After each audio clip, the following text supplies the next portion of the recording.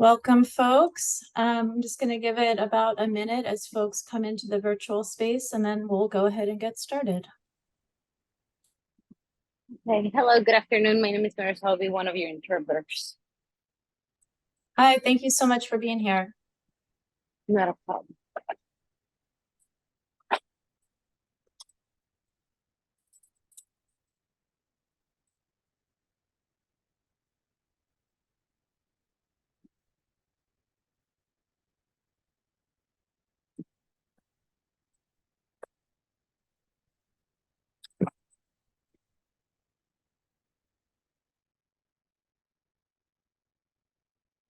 Okay, welcome everyone. We're going to go ahead and get started. This is a meeting of the Government Transition Advisory Committee. Today is Monday, August 14th, and we will be here from 6 to 8 p.m. Committee members and community members listening in, welcome to the 8th meeting of the Government Transition Advisory Committee. My name is Julia Meyer. I use she, her pronouns, and I'm the Engagement and Community Participation Manager for the transition. Our co-chairs, David and Lori, will facilitate tonight's meeting. But before we get started, I want to acknowledge it is very hot. I'm at my house. It's pretty hot here. So I'm very appreciative of everyone for being here. And it's more important to me that you take care of yourself or the people around you. So if you need to turn off your camera, please do that. I'm a little sweaty. If you need to leave, I totally understand. Just maybe if you can let folks know in the chat. Get up, go get water, whatever you need to do to take care of yourself. If there's anything that any of the staff can help you with, just send us a message in the chat. Okay. Next slide, please. Just going to start by going over some Zoom logistics. We are meeting virtual only tonight. Today's meeting is being recorded for later viewing. A copy of the recording will be posted on the city's website under past meetings and events. For today's meeting, we have closed captioning, ASL, and Spanish language interpretation. To access Spanish interpretation, please click on the globe icon at the bottom of your screen and select Spanish. To access closed captioning, click on the CC button on the bottom of your screen. Committee members, please take this moment to change your chat settings to everyone so that folks listening today can follow along. As a reminder, the meeting chat is a part of the meeting record. Community members listening in, we have the Zoom Q&A feature available tonight. You can submit questions or comments throughout the meeting. We may not be able to answer all of your questions tonight, but we do read them and they also become part of the public record. At today's meeting, we do have some time held for verbal public comment, but you can also submit public comment at any time through our online comment form by calling 311 or by emailing us at transition@portlandoregon.gov. And with that, next slide, please. And I'm going to turn it over to Lori to review tonight's agenda. Thanks, Julia. Okay, so we'll start out by spending the first 15 minutes on committee business, followed by public comment. We have some time held for your questions, comments, and advice related to the July 2023 transition status update and community engagement status update. Then we'll dive into the transition budget. We'll spend the remainder of the meeting discussing and providing feedback on Code 3.02, the council organization and procedures. And before we adjourn our meeting today, we'll close with a brief review of our next steps. Next slide, please. So Money and Bill Farver are unable to attend tonight's meeting. Otherwise, we should have a full attendance. Our first order of business is to approve the July 10th and the July 18th meeting summaries. Would anyone like to make a motion related to the July 10th meeting summary?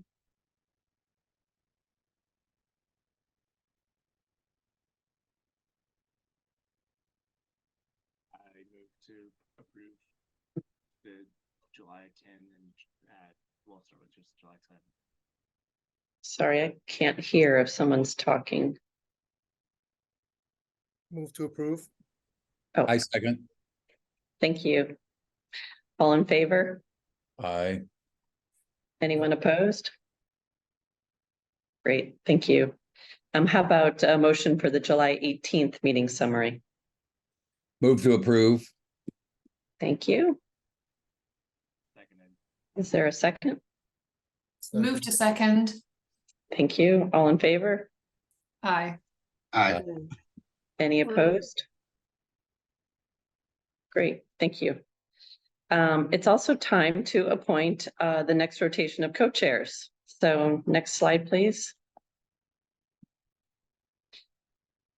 All right, as a reminder, the responsibilities of the co-chairs are in our bylaws.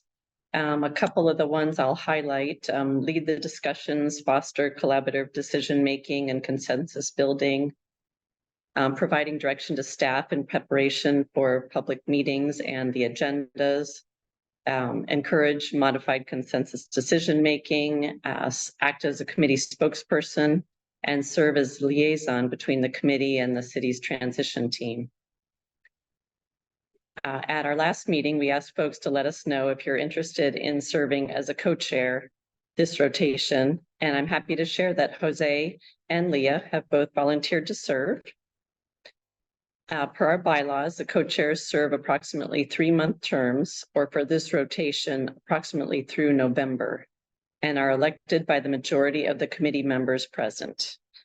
Before I entertain a motion regarding Leah and Jose, does anyone have any questions?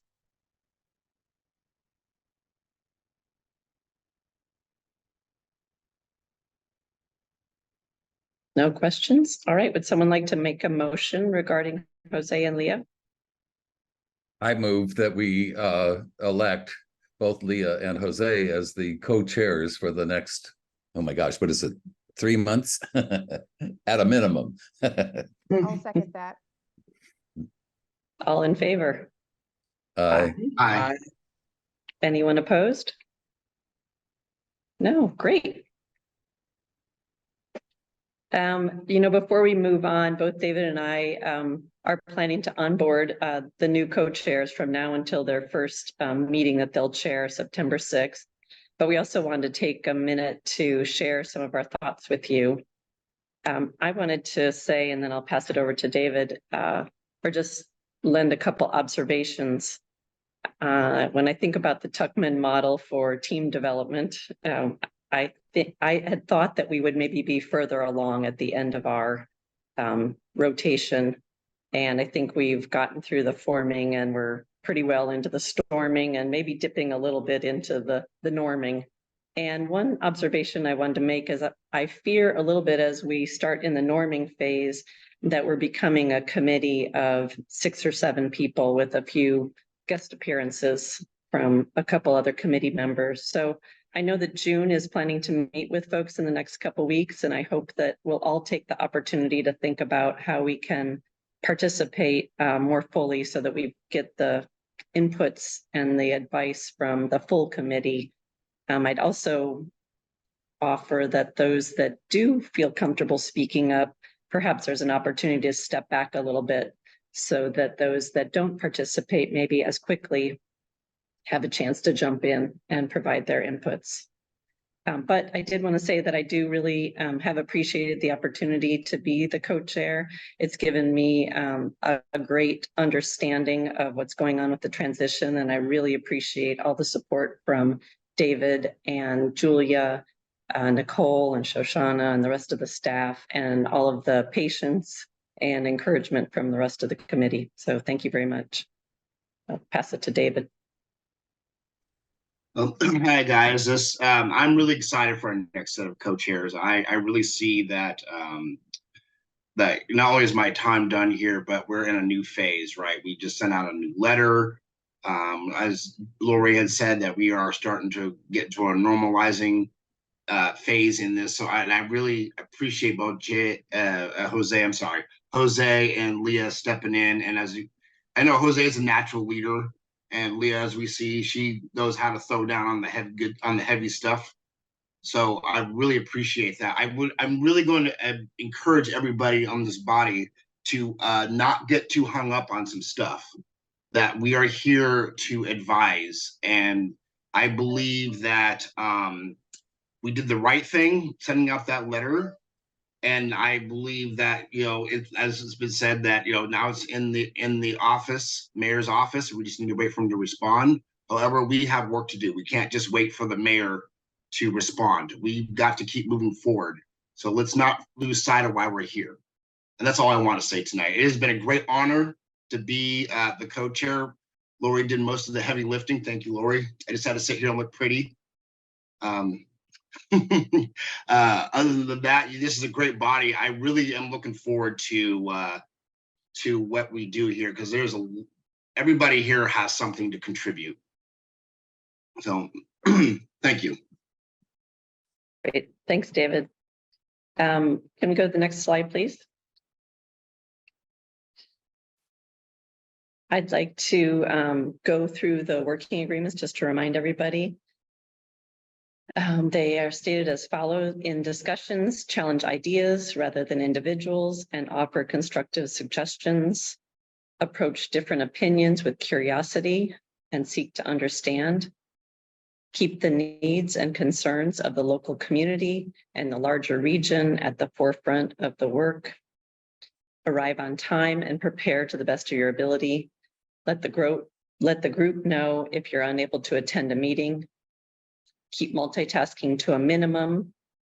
Keep focus on the objectives of the meetings. Utilize the co-chairs to note additional topics for discussion by submitting topics in writing via email. Next slide, please.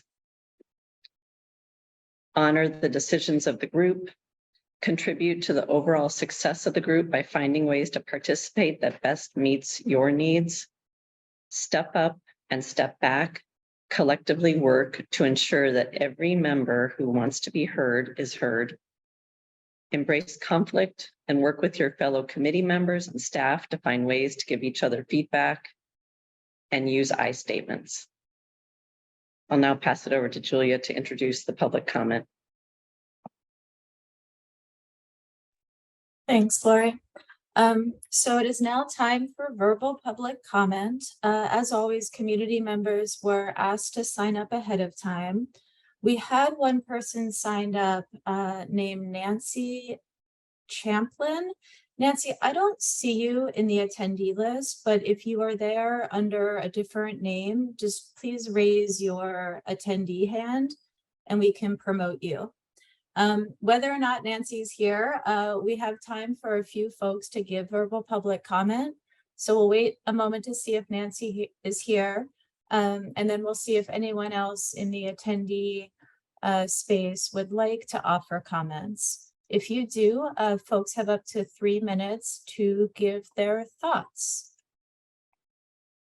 And just check.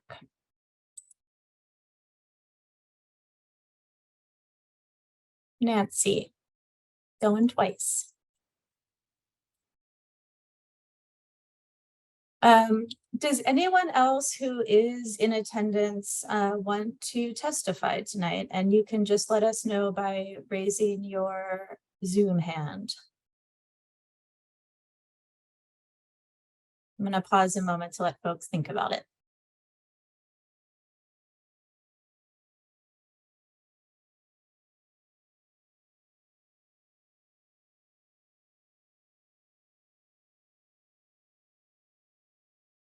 Okay, I do not see any hands, but as a reminder, you can give public comment through a variety of means. You can call 311. You can send us an email at transition@portlandoregon.gov, and you can submit an online form through our website. With that, I am going to turn it over to David for the next slide. Thank you. Okay, so last week, the city released its July 2023 transition status update and community engagement status update. Both are available online on tonight's meeting page. Committee members were asked to review the status updates ahead of time. I'll ask Shoshana to share her key takeaways from the July 2023 transition status update and June and June to share her key takeaways from community engagement status update. And then we will open it up for your feedback and questions. June is a new member of the transition team who will serve as the Transitions Community Engagement Coordinator. June will briefly introduce herself when we get to the community engagement status update.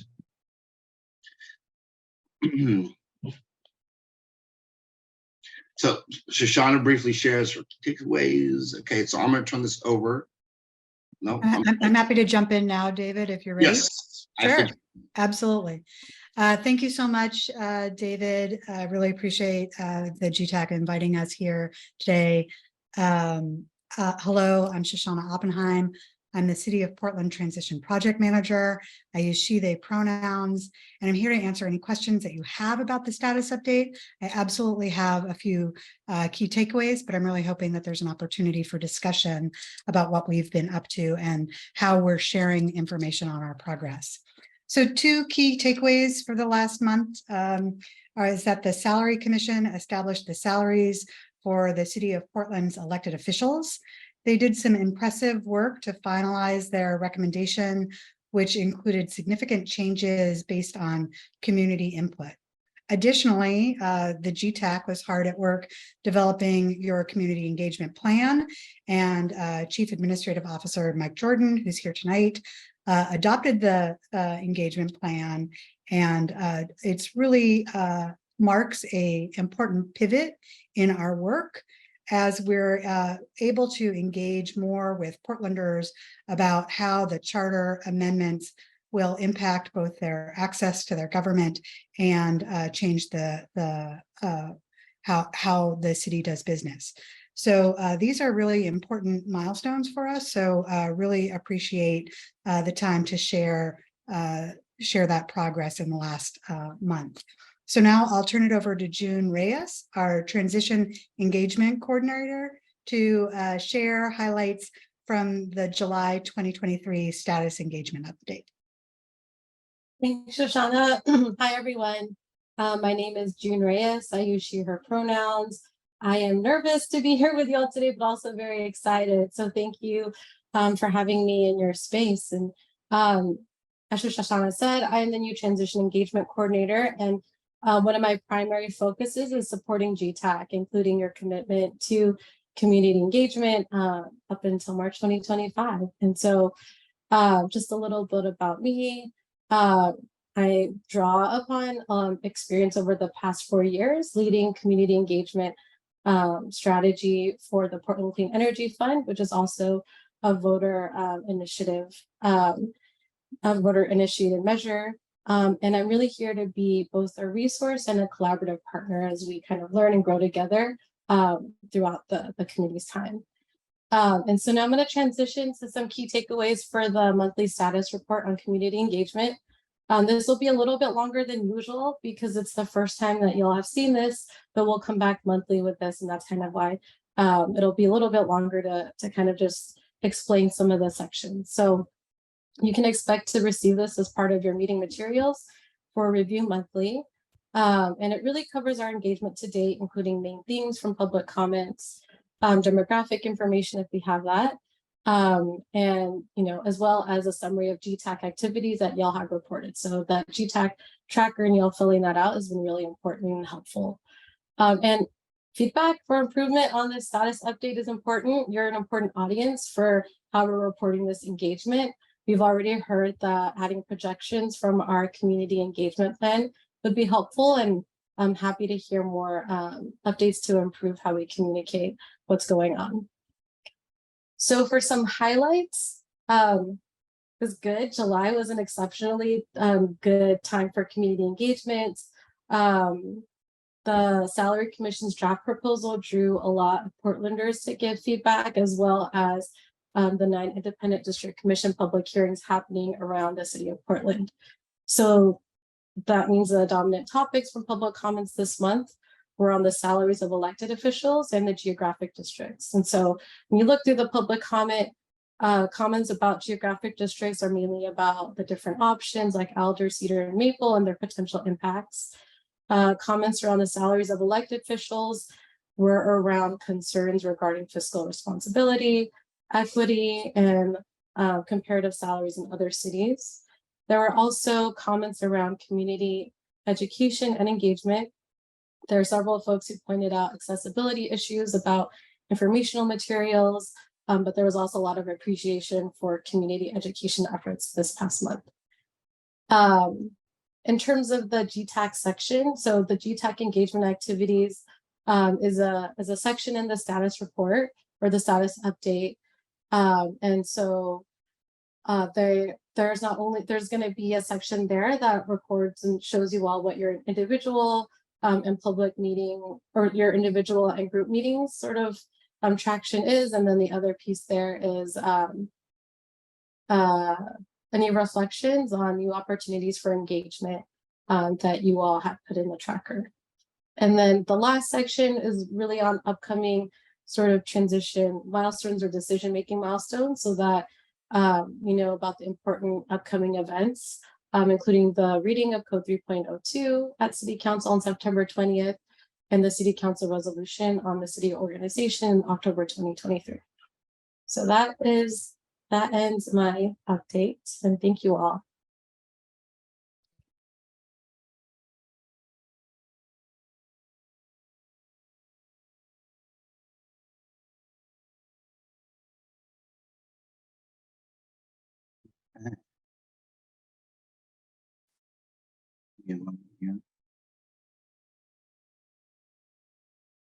June, I see that there's a question in the chat about our open rate. I know that we have that information. And we might ask our communications staff to provide it after the meeting, if that's helpful.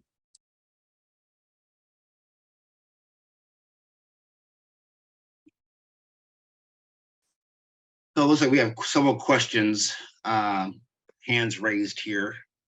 Are you guys open for some questions, June and Shoshana? Yeah. I did not see whose hand went up first, though, so I'm going to go from left to right from my screen. And this first person I see is Jane. Thank you, David. Thank you, June, and welcome aboard. It's so lovely to have someone else.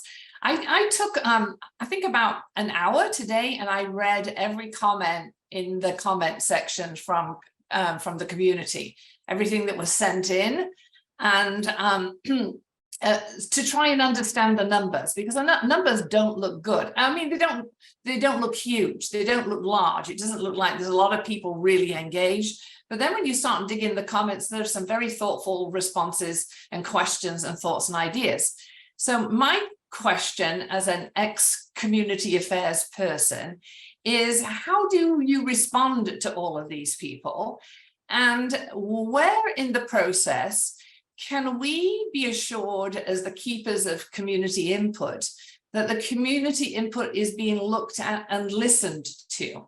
And one of the examples would be if you actually go in and read all of the comments, particularly about salaries for the new council people, there was, it seemed like quite a large number of people who said, please reconsider something less. Where did you get your numbers from? What is the average salary of a city employee? All of those kinds of deals. And I do know that that particularly group of commissioners brought their salary range down, albeit only a little bit, which suggests that maybe they were swayed by community input. But again, my bigger question is, when do we hear from people making decisions that they've listened to the input and they've made this particular change in tactic because of it? Thank you. Okay, Juliet. Yeah, my question is, well, I think in my document, it's page 2, and it's about the race, ethnicity, and the renter homeowner numbers. And I'm just wondering if you could put this in context for me. And I meant to say, welcome, June. I'm looking forward to talking to you on Thursday. So, the race ethnicity input is predominantly white and from homeowners. So how does that stack up? Are there efforts to to balance that better as the transition goes on? Is the districting expected to adjust that? I mean, what kind of interpretation or application of those numbers is happening? Thank you.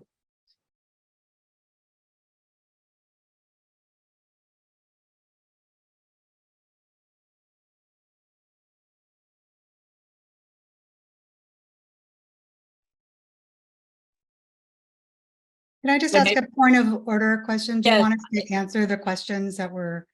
We only have 3 more hands up. Okay. Some of these I could take at once, so why don't we hear the other questions and thanks. Okay, so are we moving forward from that? Okay, so go ahead, Fred. Thank you, David. Thank you, June. I'm glad you're here with us. I'm looking forward to meeting with you tomorrow. And you can help us old folks figure out how to navigate the websites. Apparently, the community outreach thing. I had to put a lot of information in about the communities of interest that I'm engaged with or am reaching out to. And I looked at it this afternoon and none of that got recorded. And so I don't know quite what I did wrong or where I'm searching poorly. But I'm so appreciative of the transition team bringing you on board and helping us get through the next, I guess it's almost a year, maybe more than a year. Thank you, June.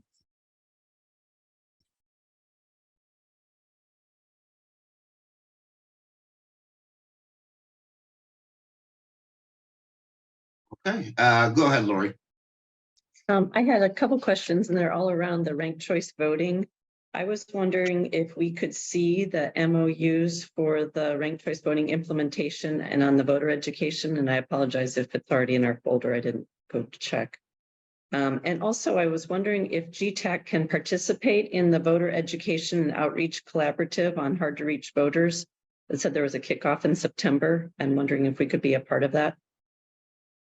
And I wanted to say, I really like the transition update. I like the format. I like the kind of what's happening and then the next steps. And I like whenever there's specific dates and numbers in the next steps. So in some places it's really clear and some it's a little bit vague, but I'll always look for that. But thank you for the effort. I really like the format.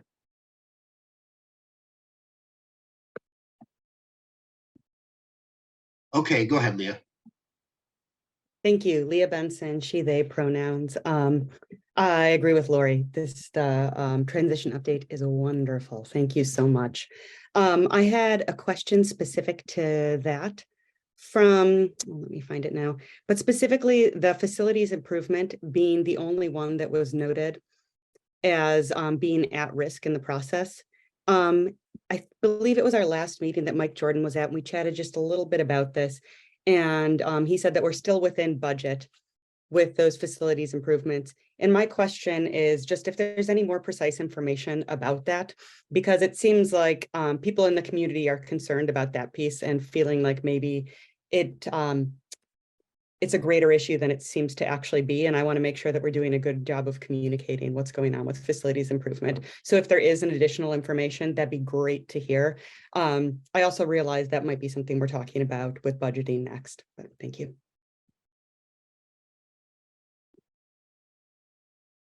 Anita? Oh, you're muted, Juanita.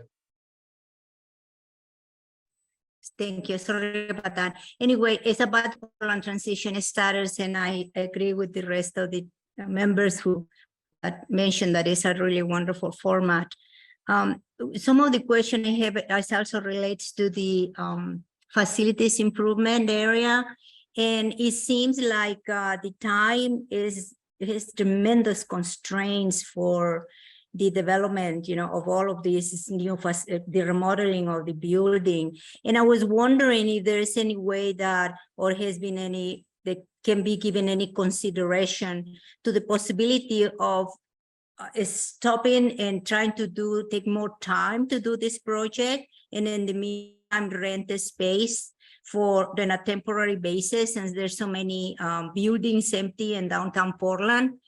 And if that would be a good way to transition and to facilitate a better planning and a better negotiation of all of the work that needs to be done with the remodeling. That just a question about if there's any other avenues that have been considered to facilitate that process. And I agree with Leah, it is a big project, and it's looking like it's costing more and more as the time goes by. The other thing I also wanted to also second the question about what would be the tax role in the board education plan, since it specifically is focused on the reaching the populations that are hard to reach. Also, let's see, and in the change management strategy is mentioned that it will be shared with the TAC, and that, but I would like to ask if there would be, it's possible that we receive the draft prior to that presentation, so we have time to review it, and if we have some questions, articulate those questions to the transition team. Let's see, the other question for the future, this is just for clarification, because I just want clarification on this. Future improvements, and it mentions that after the initial organizational changes decisions are made, the city will shift its focus to assess recommendations from the results of the programmatic assessment process.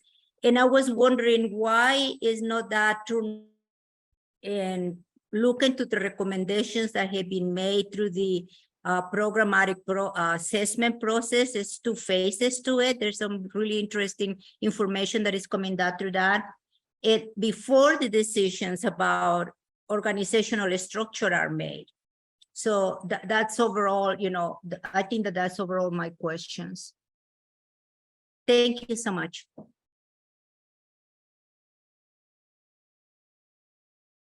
Juliet again? So I didn't know if we were talking about facilities at this point, because I have a number of things to say about that. So is that okay? Or should I hold that until later? Any ideas? Can I Okay. maybe jump in here about the facilities, because I know that there are a lot of questions. And I do want to let you know that on September 6th, the director of the Division of Asset Management is going to be here to talk to you specifically about the facilities plan. So I could absolutely collect your questions. There's some comments that I'll provide you about the facilities plan during our talk about the budget, but we're really going to provide you a deep dive on the facilities planning and the sequencing of some of those decisions when the manager of that project is here in early September. So just to frame that up for you, absolutely, please feel free to ask any questions, but I just wanted you to know that there will be this opportunity for a deeper dive on facilities. Okay, so I'm with Juanita. I mean, there's so much retail space lying fallow in downtown. Hoffman Construction just is moving out now.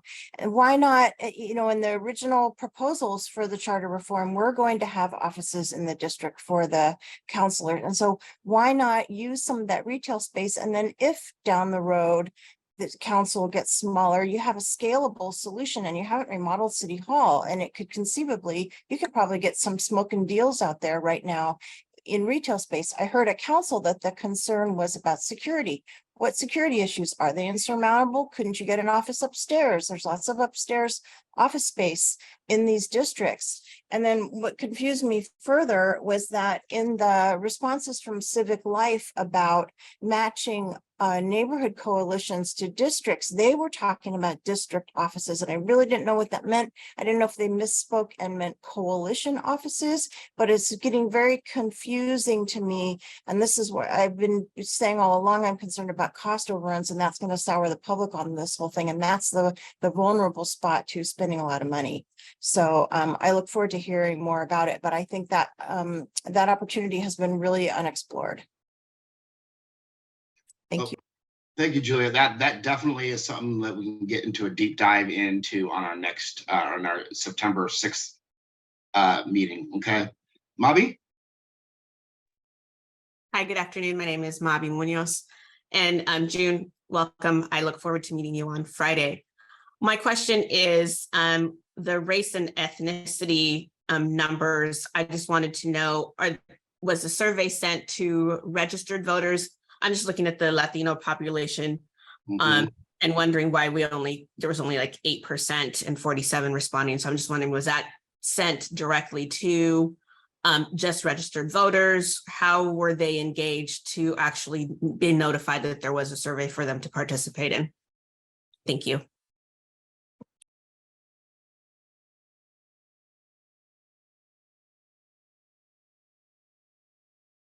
And Fred. Thank you, David. Shoshana, waiting until September 6th to hear about where facilities has already made some decisions doesn't help us when we're hearing from community members of great ideas and questions and suggestions.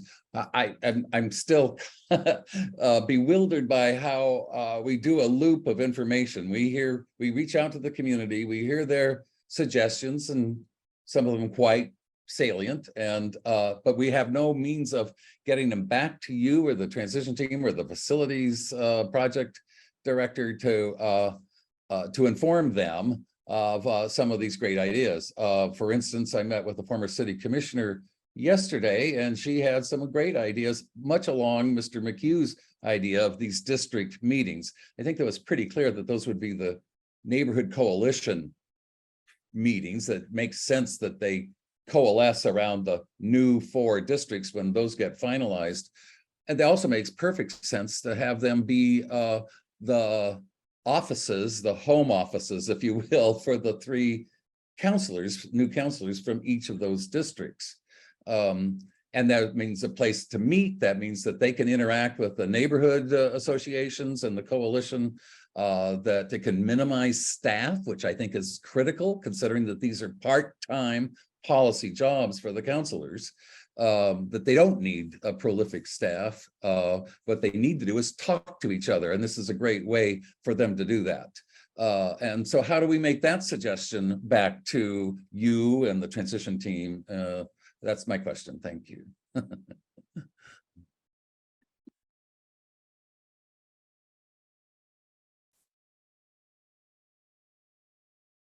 Okay. Shoshana, do you have any input on any of that, or do we just want to continue to move forward? Sure, maybe I could take with these questions and then follow up with Joe and Terry before. Sure, absolutely. I've got a pretty good list from you folks. So first question is about how information is incorporated. So just so you know, each month the public comment is distilled by our intrepid Nicole Forbes, who's on this call. She does a terrific job putting together the community engagement summary and the public comment summary. That information is circulated to all of the project staff and especially those who are managing commissions like the Independent District Commission and the Salary Commission. You can see the input reflected in both of those decisions. And then, of course, to project staff who are working on the different component parts of the work. I know, for example, Tate and Diana held a listening session last week. The input, and they'll be providing you a summary of the input that was heard at that community event and how that's going to be actually influencing their work. So that's our best effort is put to hear themes and ideas that are coming through the community engagement work and to have it incorporated into our work. So specifically for the Salary Commission, there was significant changes to their initial proposal based on the community engagement that they heard over the last month since their publishing of the report. You'll see that in how the COLAs were addressed, the implementation of a language access program, for the counselors, and there was one other piece to that. So absolutely, and the actual salary ranges were also reduced as a result of the community engagement. So those are ways that you'll see it reflected in the work. And then, of course, with the Independent District Commission, they received tons of comments, and you'll see that reflected in the work that they are still deliberating on. So I'll hold off on the race and ethnicity questions, maybe pass those to June in a second. You asked about the MOU. Absolutely. As soon as it's signed, we can make sure that it's available. And Julia, I don't know if we've already circulated the voter education RFP, but you can make the determination on that. Juanita, you had a question about the voter education plan, which I did not capture what you were asking, if you wouldn't mind repeating that. And while, yeah, you're still on mute. Sorry, Juanita, you're still on mute.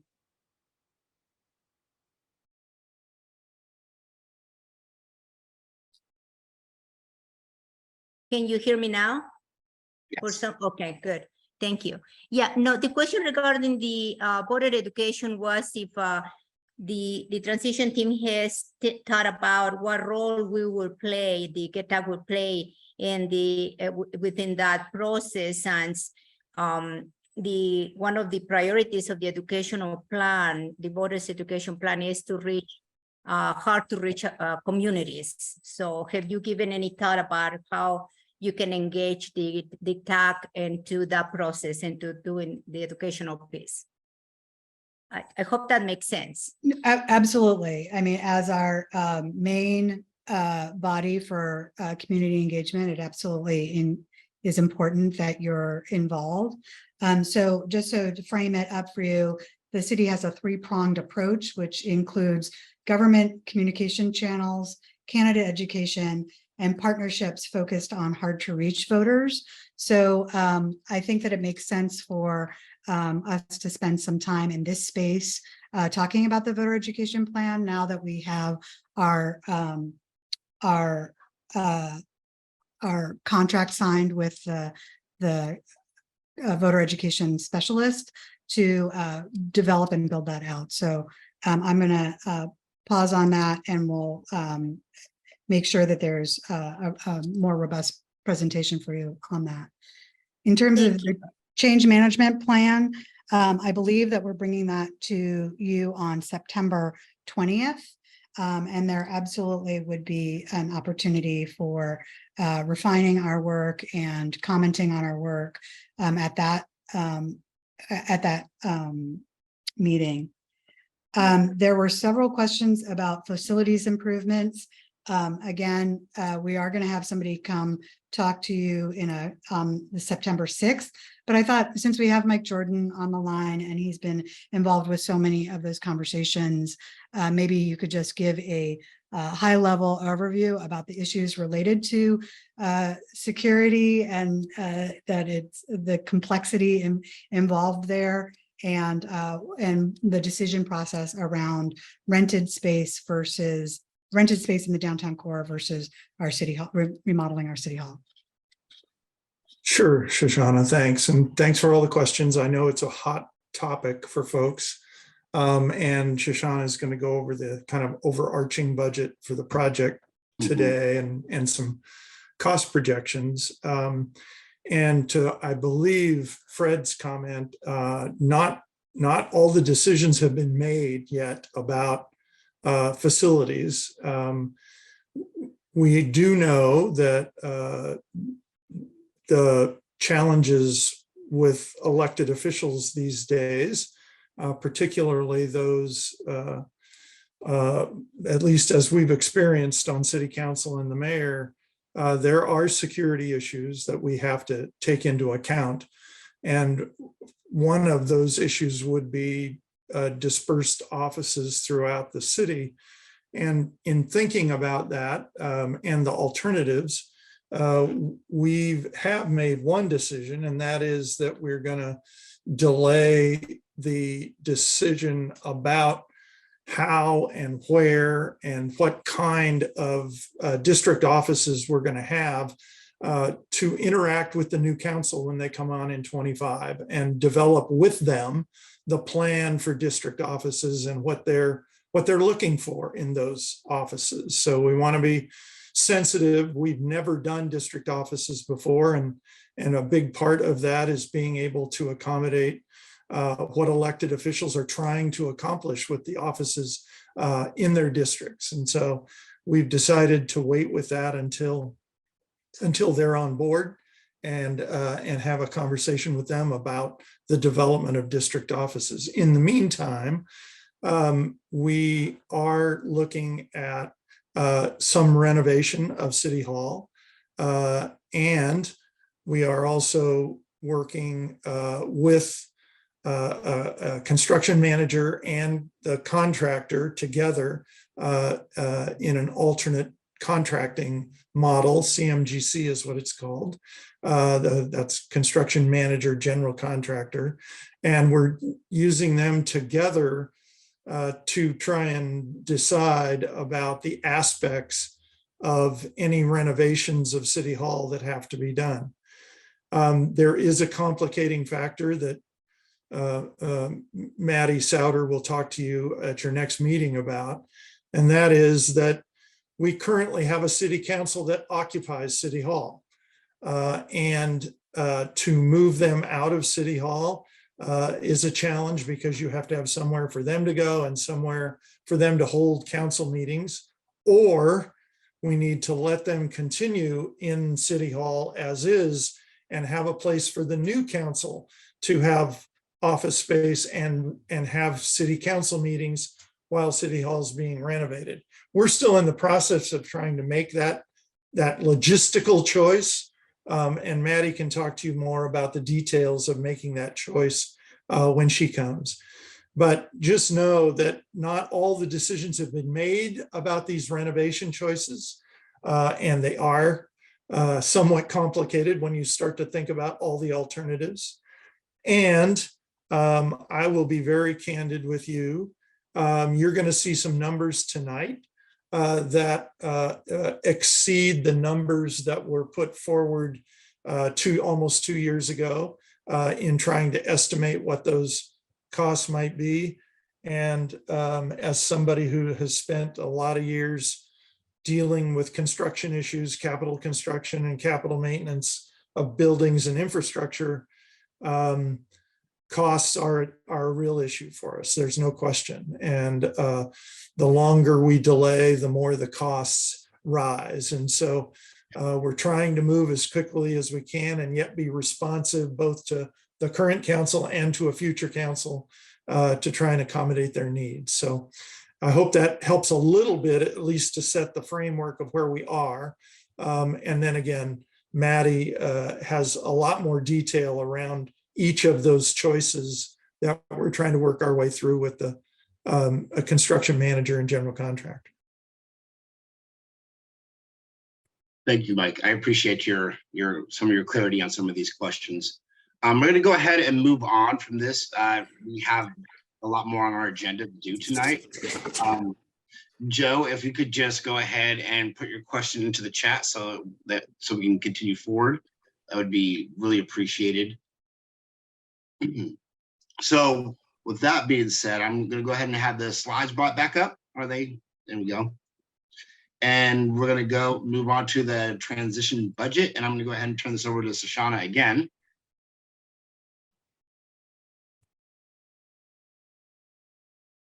Thank you so much. And again, if you put your questions in the chat, our team will absolutely follow up with written responses after the presentation. Thanks so much for putting time on the agenda so that we can provide you an update and review our one-time and ongoing costs of implementing the charter amendments. For this budget presentation, of course, I'm joined by Mike Jordan, our CAO, and Shannon Fairchild, the newest member of our team. We have June, and we also have a budget analyst that joined our team. So maybe next slide, please. So today's goals are that we wanted to provide you an update on the one-time cost categories and estimates. We wanted to clarify what decisions can still impact our projections. And we wanted to provide you with an update specifically on the timeline for decisions related to ongoing costs for the transition to implement the charter amendments. Several months ago, Mike Jordan asked for your partnership in our budget development to help identify priorities, support any supplemental budget requests, and to help identify if anything is missing from our projections. So I'm hoping that we can return to these questions and these requests after the presentation. So next slide, please. Before we dive too deep into our conversation, I think that it's important that we have a common understanding of our terminology. So I'm going to talk a lot about one-time costs. And one-time costs are costs that begin and end. They often provide funding for a specific project that is restricted by a time frame. And then we have ongoing costs, which fund ongoing city business that incurs year after year. So first in the presentation, we're going to talk about one-time costs. Then we'll discuss what the outstanding decisions are that will impact those one-time costs. And then we'll transition to the decision timeline for ongoing costs. As with any project of this size and scope, there are many sequenced and interrelated decisions that are dependent on one another.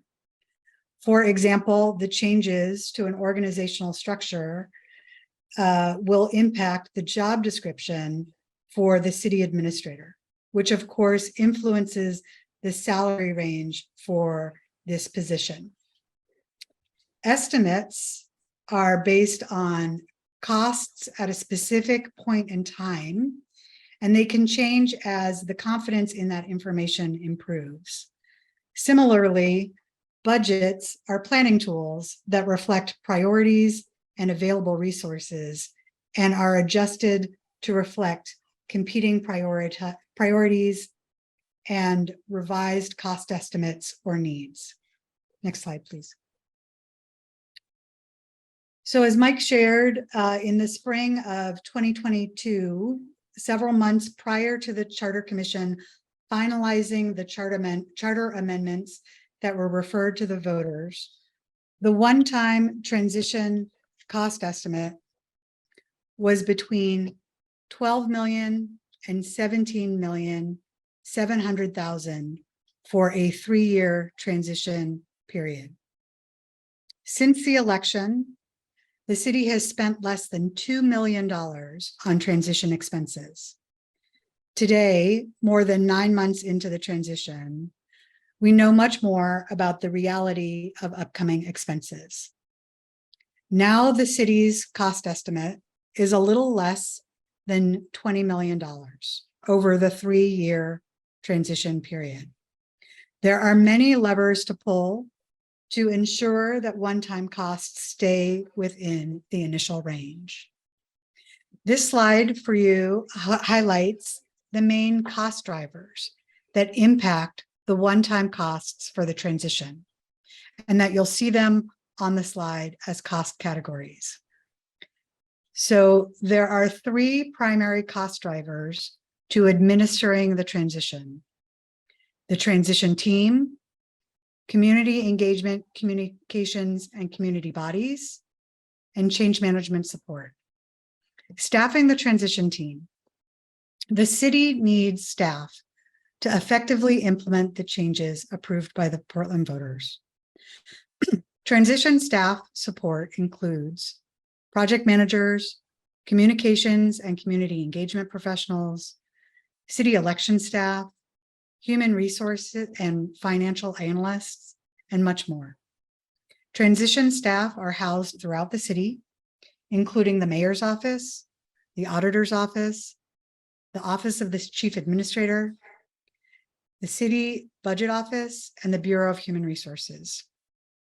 Our staffing projections are based on current staffing levels, and we expect work to both wind down and transition to ongoing staff based on the needs of the city and some outstanding decisions by council and city leadership. I would like to return to you in the fall as we develop our decision packages for the FY 24-25 budget. So that's fiscal year 24-25, and right-size this projection with you.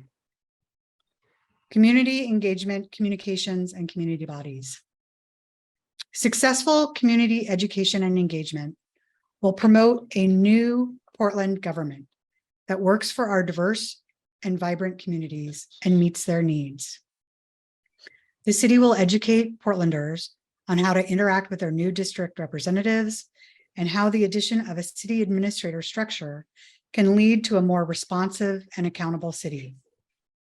The project's investment in community engagement supports the Independent District Commission, the Salary Commission, and the ongoing work of your committee and the implementation of your recently adopted community engagement plan.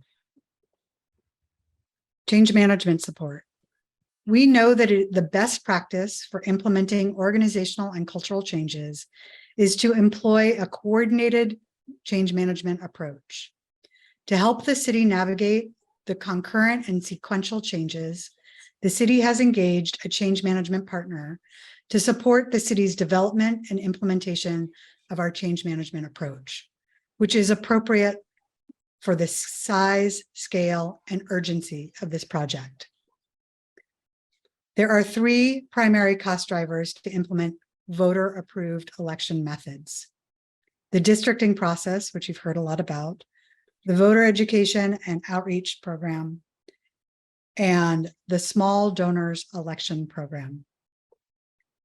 Technical assistance for the districting process. This work was launched right after the election and is being supported by staff and a national expert on districting. Voter education and outreach. Ensuring that voters know about district representation, how to express their preferences on the ballot, and feel confident that their votes will be tabulated how they intended are critical to the successful implementation of ranked choice voting. The Small Donors Program. The Small Donor Elections Program is the city's campaign financing system. In 2024, the election is one of a kind because Portlanders will elect all of its elected officials in one election. The Small Donors Elections Program estimates that it will need approximately $4.1 million in additional one-time funds for the program for the 2024 election. The Small Donor Elections Program includes an annual allocation of $1.4 million from the general fund. This estimate on this slide assumes that City Council will waive the annual appropriation limit outlined in City Code. And there are a lot of assumptions in this estimate. The number of candidates that will qualify for the program, the number of small donors that will qualify for matching funds, and the match ratio for the program. This is an area of the budget that I would like us to keep an eye on together. And it makes sense for us to come back to you later in the year or earlier if the City Council takes any action that will impact the small donor program's estimate. There is one cost driver to implement there's one-time cost driver to implement the voter-approved governance workstream. Facilities for Portland City Council, Mayor, and City Administrator. By January 1, 2025, the city will need safe, accessible workspaces for the mayor, city administrator, and councilors. In addition, there will need to be a council chambers for city council to meet and conduct city business. Like I said previously, on September 6th, we will have a deeper conversation with Maddie Sauter, the manager of the Division of Asset Management, on the scope, schedule, and budget of this project, and an update on the CMGC process approved by City Council. At this stage in our planning, approximately 30% of the estimated costs are for technology or emerging security requirements that were identified for City Hall prior to the pandemic. Design decisions will be made in October of this year.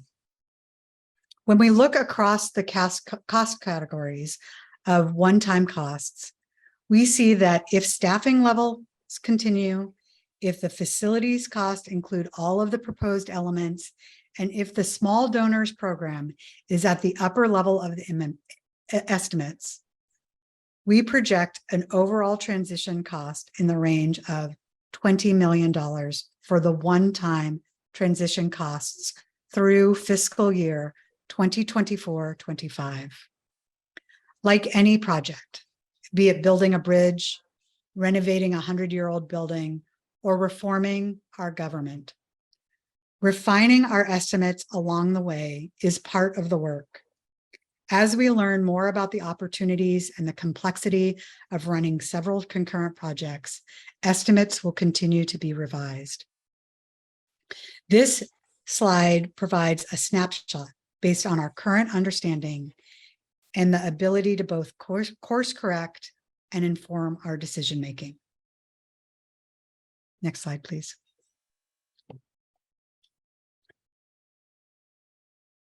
This slide helps convey the various outstanding decisions that will influence our one-time costs. We are very conservative in our estimate, using the high-end estimates for staffing, facilities, and the small donor program. I have highlighted for you some of the key cost drivers that will impact our overall cost of implementation. And this slide highlights the decision makers and when you can expect more information. Our City Council provides oversight on our project through our budget requests and the scope and approach to delivery. For example, transitioning to a management by a city administrator concurrent to implementing the roles and responsibilities of our elected officials. You can see from this slide that the decisions on several cost drivers have yet to be made by City Council. Next slide, please.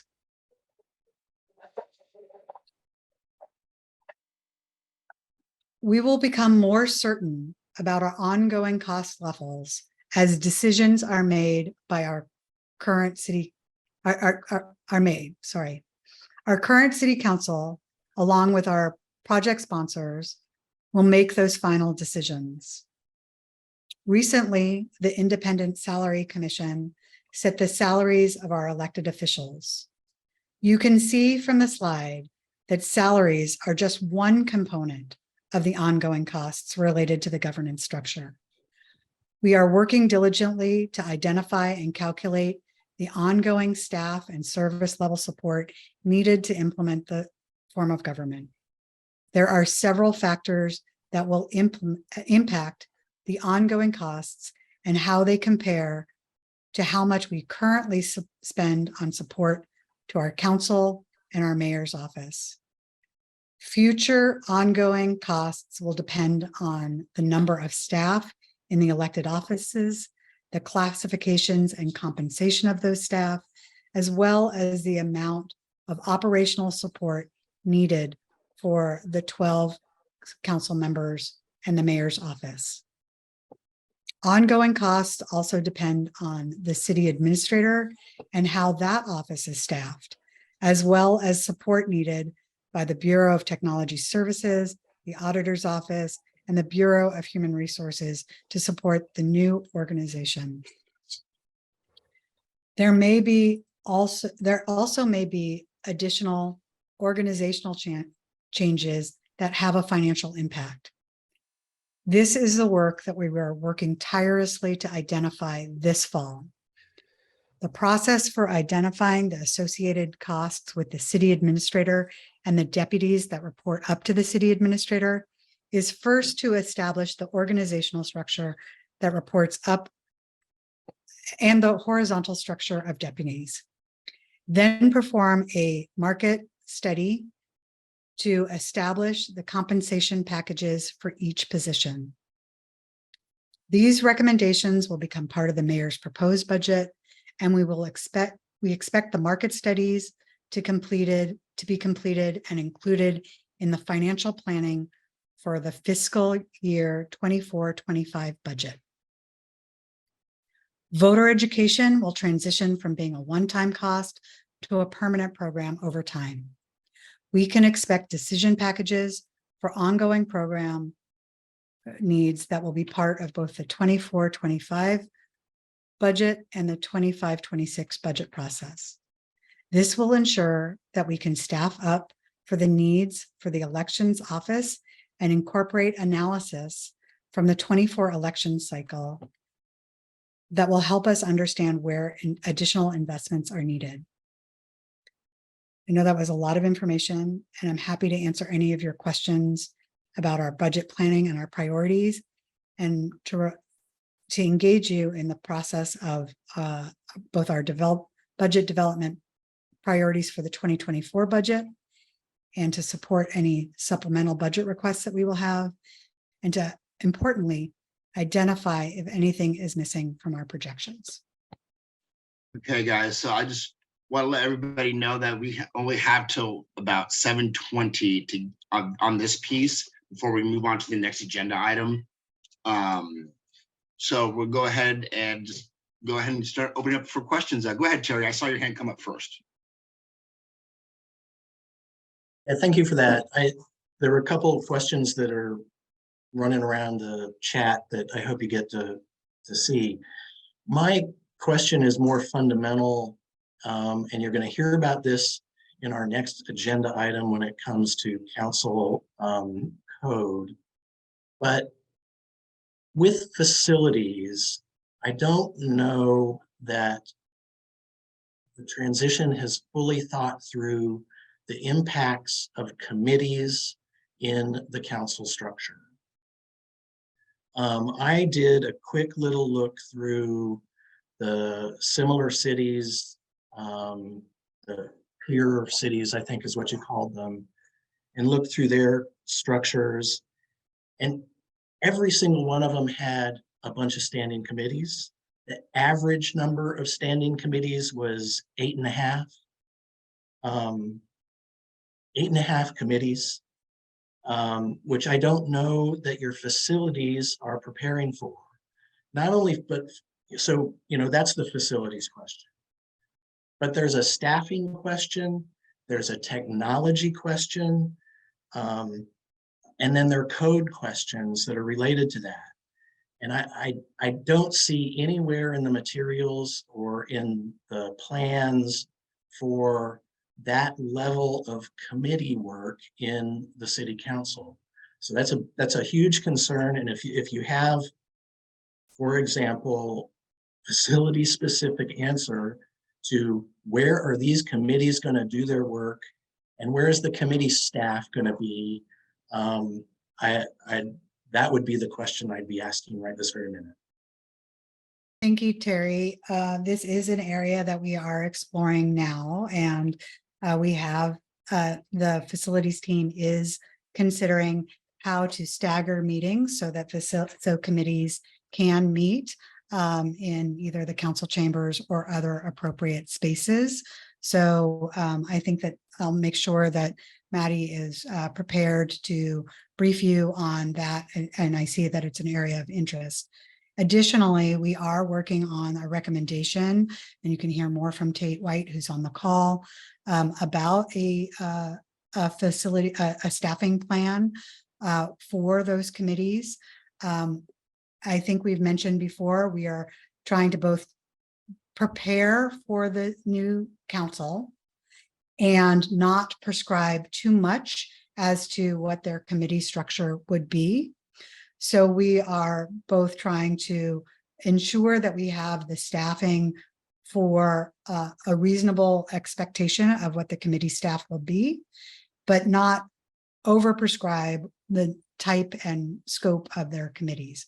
We think that the new council should have an opportunity to define their priorities and the committees in which they would like to meet in.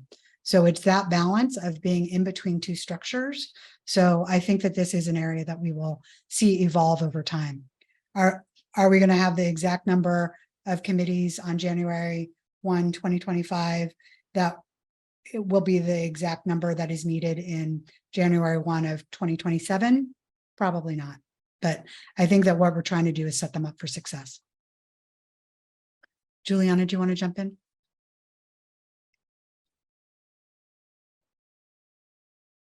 Oh, sorry, Juanita, sorry. I think Fred was first. You want to go, Fred? Okay, fine. I'll be brief. I noticed on your slide, your last slide, Shoshana, and thank you for guiding us through it. When you presented the budget initially, I think it was our first meeting, we foreclosed you have anything but 5 seconds to go over it. And so this is much better information. But I noticed you talk about the decision timeline being October, November 2023. And I thought that that was just when there's the rollout, that the budget is not adopted. The decisions aren't made until May or June of 2024, next year. And when I asked at the council information session, the community listening session, about how any citizens, let alone GTAC, could have any input on any of those decisions prior to the budget hearings, we were told, I was informed that, well, we can testify at the budget hearings. Well, that's really down the road when the decisions have basically already been made. And your slide kind of confirms my suspicion for me that you say that the decisions are going to be made in October, November 2023, that is going to guide the budget deliberations through to May of 2024 when they adopt the 24-25 budget. And that's, I just like some clarification about that. Now, again, to staffing levels and how people are figuring out what staffing is needed. I, for one, and I hear this a lot from the people I talk to, that the 3 district counselors only need 1 receptionist to answer the phone. They may need an executive assistant to each of them to help them with policy guidance and the like. The council as a whole may very well need council staff to help them with committees and like. The Oregon legislature, in 73 decided that they would have a professional revenue, the legislators, not the governor, not Department of Administrative Services, the administration, but the policymakers would have, besides legal counsel, a system, and we know what the city attorney's role is going to be here, more or less, but they would have a budget office, a research office, a revenue office, etc., fully staffed. And Portland is not the Oregon State Legislature, but I do hope that there's some further analysis being made and that we will get an early preview of possible scenarios for the council staffing, not just the full council, but the individual counselors and potentially, as Mike, thank you, Mike, for your comments, that Mike suggested, we don't know quite yet what those counselors are going to want as far as offices at the district level. But it seems to me there's 12 of them. We only have 4 and a mayor now. We need to make sure that we don't multiply our expenditures based on current models, which are not really relevant to the roles that the new council members are going to be playing. Thank you. Thank you, Fred. I think that I appreciate that input, and I know that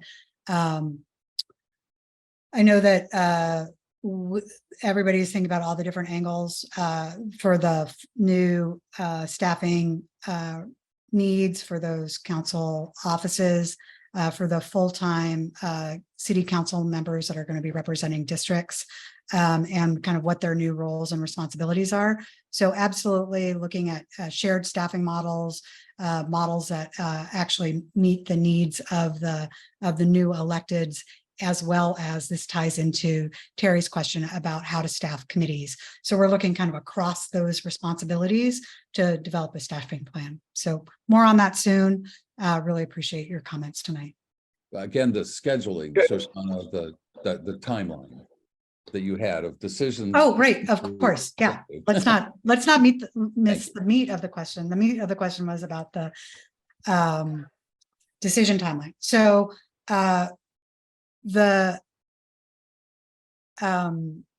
decisions that you see here are in many cases recommendations that the staff will be making based on the organizational structure work that comes out of the work that the city organization team and Mike Jordan are leading.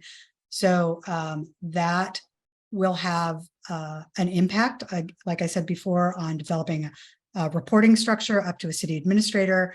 Based on that information, we can do market analysis on what the salary structure should be for that city administrator. And then that becomes a recommendation that we would feed into the budget proposal, which we'll come back to talk to you about. As I've mentioned before, we want to engage you on our 24-25 budget request. So you'll see more information after we move through that process, and you'll see our recommendation, tell us if we're on the right track, wrong track for each of those elements. The classifications and compensation, that is also similar work where we're working on this staffing plan, thumbs up, thumbs down, right track, wrong track. Did we get it right? Should we be thinking about it differently? So I think you'll see more information on this. We start to develop our budget requests in November. So that's how that lines up. The mayor's proposed, Shannon's on the call, can correct me if I'm wrong. We usually see the mayor's proposed in early spring. And so it goes from the requested, which is what we'll develop and share with you, to the mayor's proposed in April. So there is time in there to kind of right size it. Juanita, and want to make sure, Mike, were you raising your hand?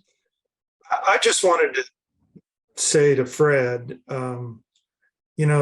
I think everything you said is right on regarding our thinking about council staffing. I think the previous comment about committees is a bit of a wild card for us. You can fully expect that there will be committees, but how many, on what topics? And I think that will ultimately be a future discussion with the council. But I will tell you, I've never, ever seen elected staffing go down. So I'm approaching this from the perspective that we've got a certain number of staff today, and I would really like to make sure that we're not recommending more staff until we can interact with the council in the future and see what their desires are and what their needs are. And then that'll be up to them to appropriate money for more staff if that's what they want to do. But I think we're approaching this from kind of what's the amount that you need to kind of do a legislative job in this kind of a setting. And, Metro councilors have one staff person apiece. And I think there are ways to do this efficiently, Fred, but I've never seen the staff go down. So thank you, Mike. I just want to, if you beg my pardon, Shoshana, there's a certain, it raises some red flags when you say that the decisions are going to be made in October, November 2023, when you say that the mayor's budget isn't rolled out until, next spring. And so you might want to rephrase that somehow, that the rollout or something like that would happen this fall. Okay, Yeah. thanks. Thank you. Point well taken. It's a milestone for us to have those recommendations Right. that will be built, Right. the cornerstones of the budget. Yeah, absolutely. Juanita? Yes, thank you. I just would like to request that if it's possible for us to receive like the background breakdown and more specificity information regarding the amounts that you are allocating to each of these to the different areas in the budget. It's very difficult to assess or to even give you feedback about the budget, and we don't know when you say you're spending so much money on staffing, and we don't know what type of staffing, number of staff, what are the positions, is administrative, is clerical, what is it? And so I would like to request if we can, the other important part of that is that if we start getting that information, I know that what you're presenting right now, there are assumptions, because really there's not a lot of hard data or historical data, because this is totally new. However, for us to understand what are you basing your decisions on in terms of how much money you are allocating, then that will help us also to walk through when we start in the fall to working in the new budget for 24-25, because we will be able to compare, and by that time I'm sure we will have hopefully some more information. So just that is really difficult to give feedback on the budget, because they're just big figures with titles on them, and we don't know what is included in those big figures. Thank you so much. Thank you, Juanita. Destiny, is your question, can we add it to? Thank you, I appreciate you. So we're going to go ahead and move forward on our next agenda item, which will be, if we can pull up slide 17, that would be great. So we want to spend the remainder of our meeting on code 3.02, council organization and procedure. The draft code was shared with the committee 1 week ago and is available online. Tonight, after Tate and Diana share their timeline and takeaways from last week's community listening session, I will ask whether committee members want to make any recommendation to staff on the revised code. And at this point, I'm going to turn this over to Tate and Diana. Thank you, David. Hi, everyone. Good evening. As a reminder, my name is Tate White. My pronouns are she, they, and I'm a strategic project manager working with the transition team. I'm joined tonight by my colleague, Diana Shiplet. Her pronouns are she, her. We're really glad to be here with you again. We're here to talk about what we heard at last week's community listening session, as David said. It was on council organization and procedures, and then we'll pass it back to David to take recommended edits to the draft code, but also are here generally to answer any questions. We are scheduled to present the next iteration of the draft code for first reading at City Council on September 20th. Community members can provide public input to council at that time. We also plan to continue working towards developing a set of additional recommendations for consideration by the 2025 Council with your input as part of the phase 2 of this work. And next slide, please. Oh, sorry, I should have been speaking to the other slide. I apologize. So I'll just pause there and everyone can take in that timeline a little bit. And then we can always come back to this if needed. Please go to the next slide, please. So we had 45 attendees to the virtual listening session last Tuesday, and there were plenty of great comments and questions. I know many of you were in attendance, and thank you for that. We heard 4 major themes from these questions and comments that are directly tied to this year's City Code 3.02 update. These included questions about the timing of the update, whether the mayor in particular with 6 councilors should be able to call a special meeting, whether the number of duties assigned to council president gives the role too much power, and whether there should be a defined process to remove the president or vice president during their terms. Additional topics we heard about related to facilities updates and staffing to support the charter changes. And of course, we've heard a lot of questions about that tonight. And there will be a lot more discussion next week on facilities. These topics are financially and time constrained administrative projects that city staff are working hard to move forward. The last 2 bullets are on more detailed committee rules and procedures, as well as how we can propose or encourage, I guess, collaboration among council and with the executive branch. These would seem like great subjects for GTAC to help us explore further through phase 2. So that wraps up my talking points. I'd like to open it up to further questions and discussion. Please highlight anything you think we have missed.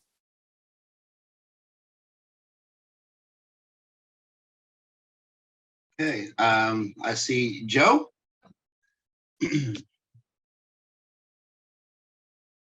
You're muted, Joe.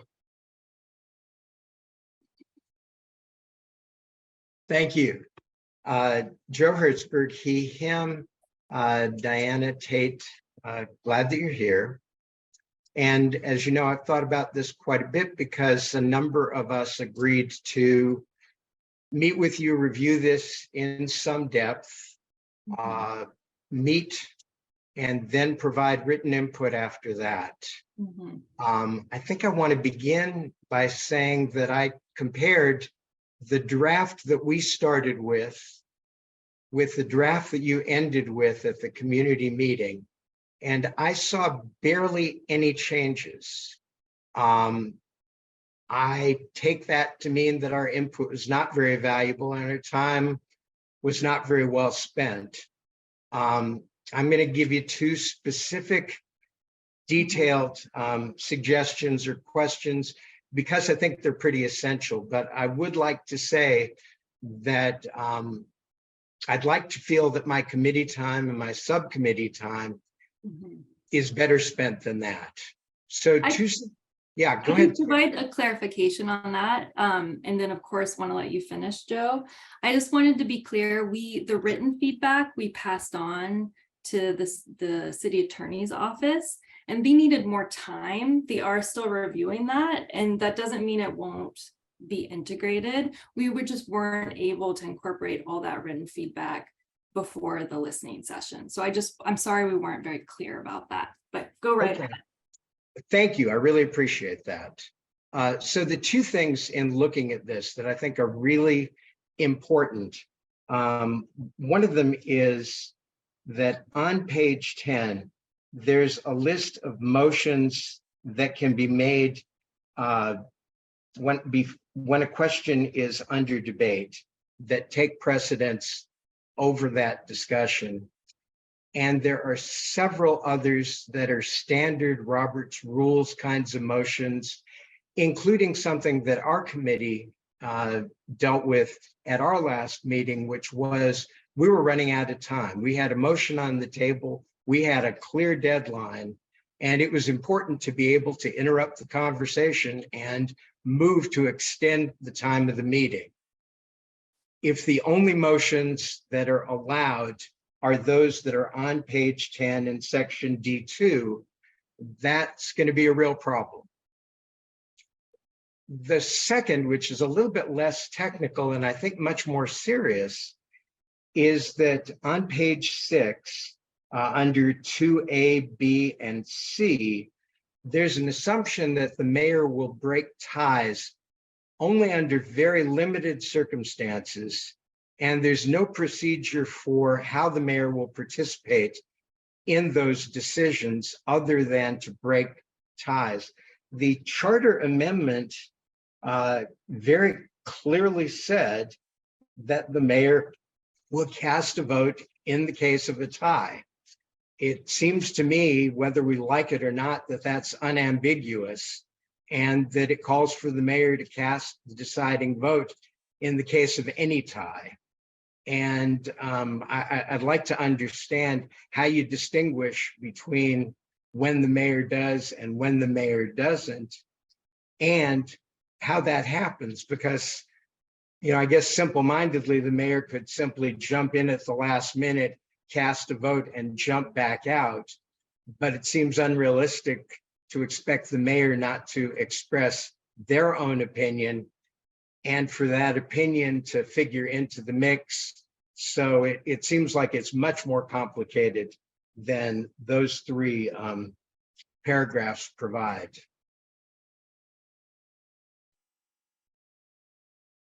Thank you for that, Joe. Were those the two you wanted to highlight right now?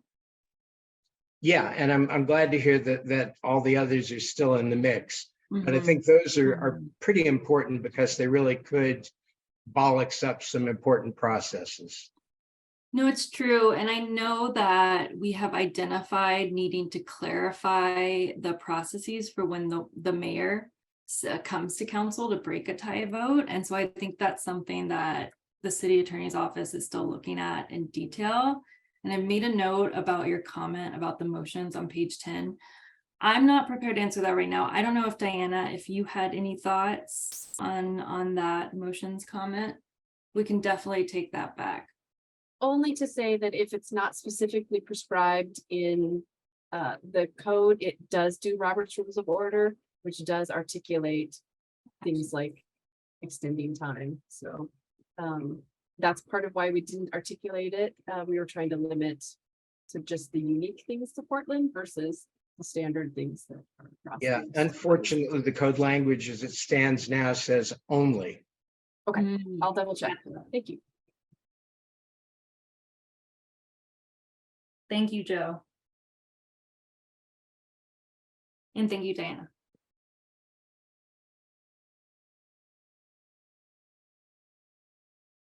Should I be calling on people? Is it Terry next? Yeah, I'll go. And so now you get to hear the second half, the second part of my committee rant.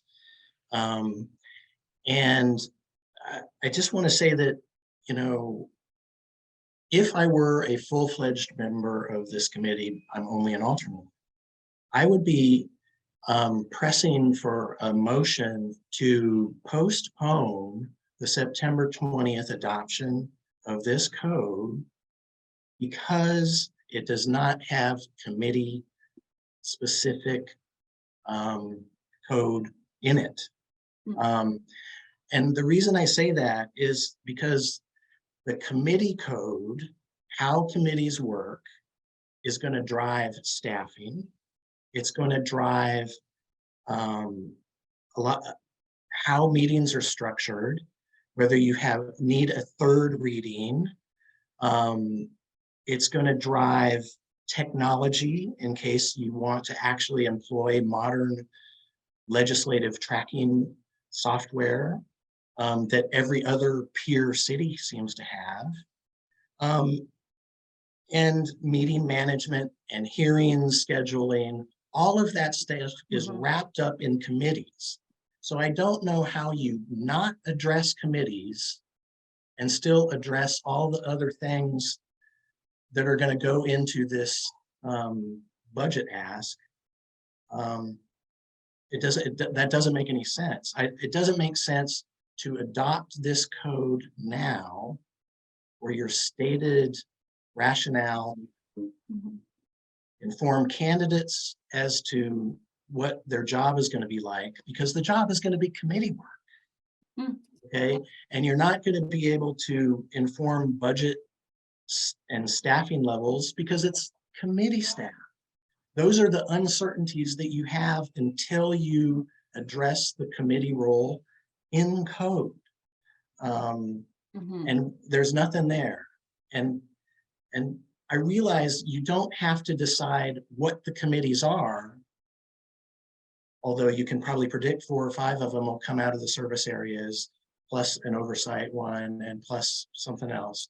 You're going to have at least 6 committees. You don't have to decide what they are, but you do have to decide how they're going to operate and how they're going to be staffed. It's not there, and it's not going to be there on the 20th. So anyway, this is a real point of, frustration for me, but it should be a point of frustration for you, and that I think you're not ready for September 20th without committee details in it. So anyway, that was part 2 of the grant. No, thank you for that. My understanding is that and Diana can correct me on this, but many of the peer cities outline a lot of the committee procedures and guidelines and documents that are not codified. And so our plan has been to use this next year and use the great resource that and expertise you have on GTAC to help inform that work. Yes, we acknowledge it's huge. It impacts things like facilities and staffing planning. So we have been looking into them and learning about them and identifying what that means for these things, but we are functioning in a pretty constrained environment as it is. So we have to be fiscally responsible as we make this transition. So we're trying to keep it really flexible and nimble. And I'll say with the thinking about the staffing services and trying to map those out and what is supporting our current form of government. When we think about new functions for the new form of government, the main thing we're thinking about are committees. So we're definitely thinking about how we're making sure we're making use of our existing classifications and having some sort of flexible shared staffing group that can help meet those needs. So that's what I can say now. We do need to prioritize certain code to get in shape to set our council up for success. And we think that this code does a very good job of doing that. That doesn't mean we can't add to it and make more refinements through supplementary documents. Diana, did you want to add anything to that? No, I think that covered it. It is true that most cities, comparable cities, they don't codify the committee structure. That's typically done in a rules or a council operations manual that gets adopted each year, not codified. And so that gives us the opportunity to essentially create a draft of that product to be handed over for consideration so that council can begin its work. Not in a committee system, but develop it and use that as their model. So I think that's the goal here. Yeah, I hear what you're saying, Yeah. but you're going to have half of it in code that you're going to get adopted by the council this fall. And the other half is going to be in this document, and that's not going to work. It's got to be all in the document or all in the code. Otherwise, it's going to be completely garbled. And if you look at the peer cities, it's either all in a document or it's all in their code.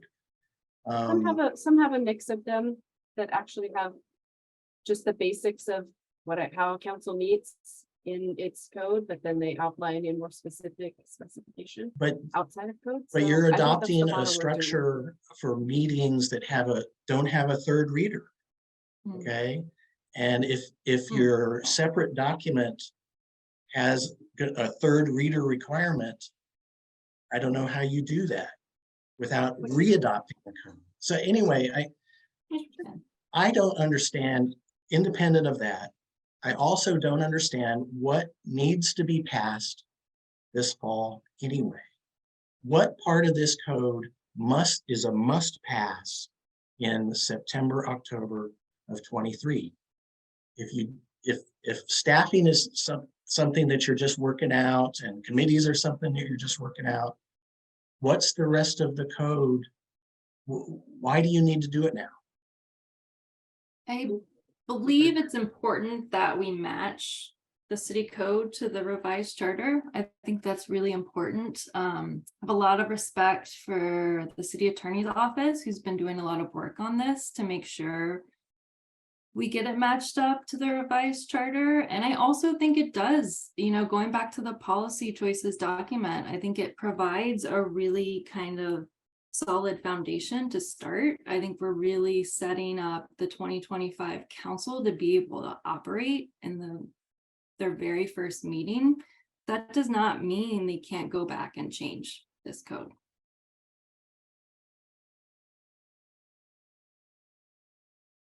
Can I just jump in here for 1 second? So Go ahead. Terry, there's a new role of a council president. Current code does not accommodate a council president. If we don't revise our code to match the fact that there's a council president, we won't know how to operate our first meeting. So with just that minimalist approach, we are trying to set up the opportunity for that first council meeting. So I understand your concern and I know that our team hears you, but we're looking at that first meeting. How does the council operate in the first meetings so that they can adopt future operating plans, so they can adopt their new committee structure? So we hear you, and we have looked at this from every angle. And so we have identified those key pieces that are essential for January 1, 2025, and hear you on the rest, that there are several things that we can delay or that don't actually need to be in code, but can be adopted by ordinance from year to year. I hope that helps.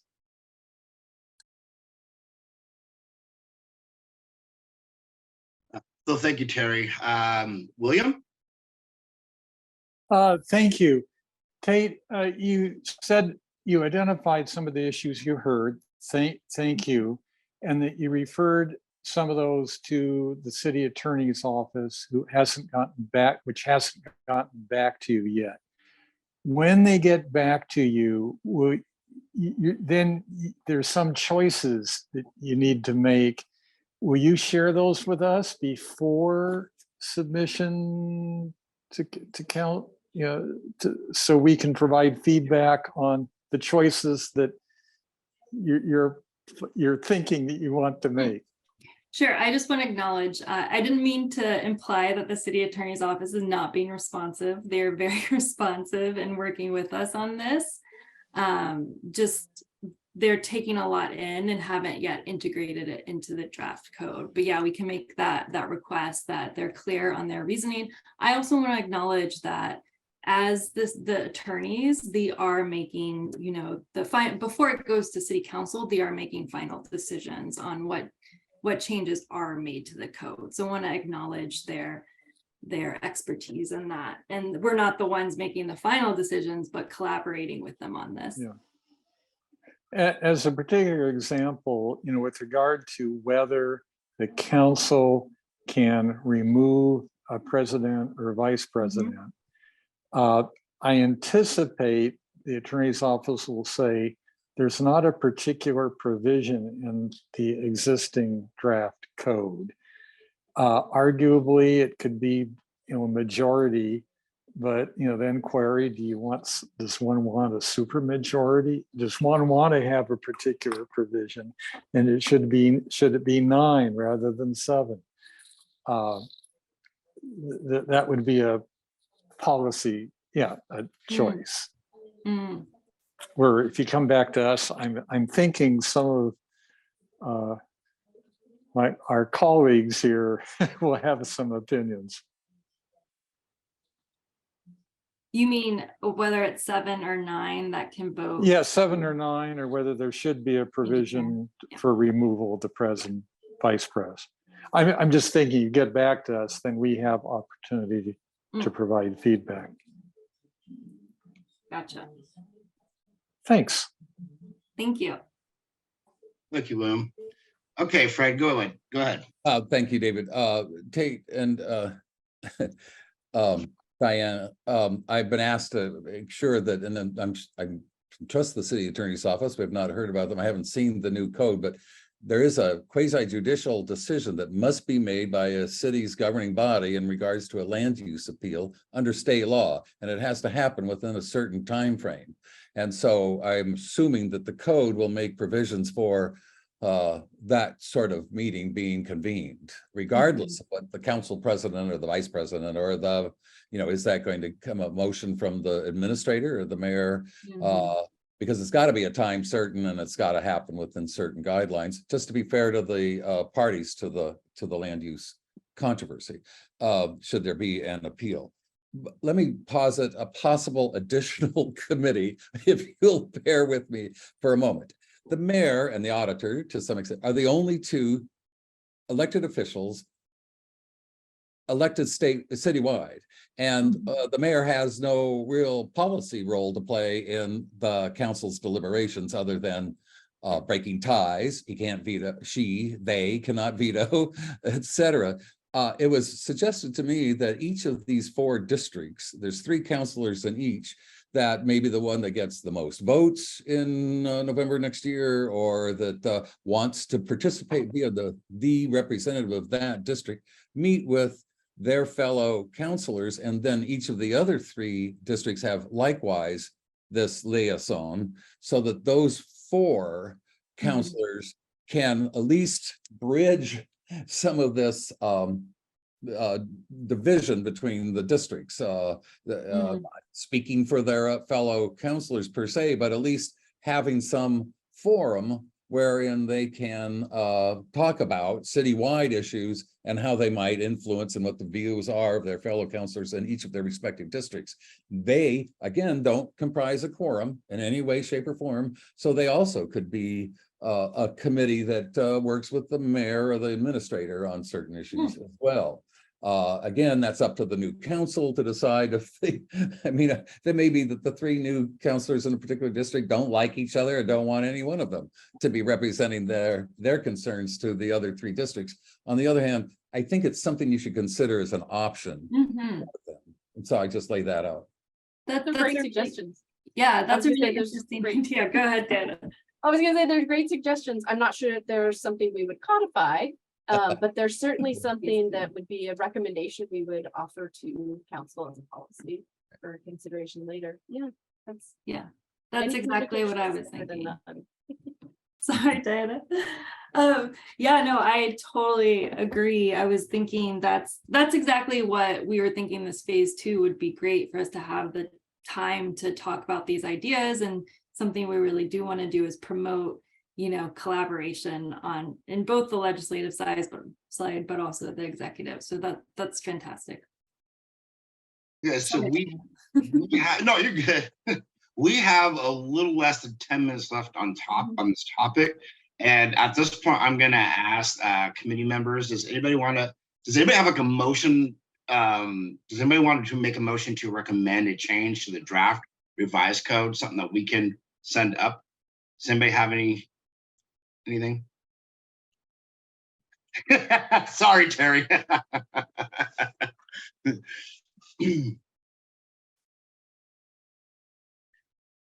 Okay, given one last opportunity, does anybody have a motion that they would like to submit for recommended for change to the draft revised code?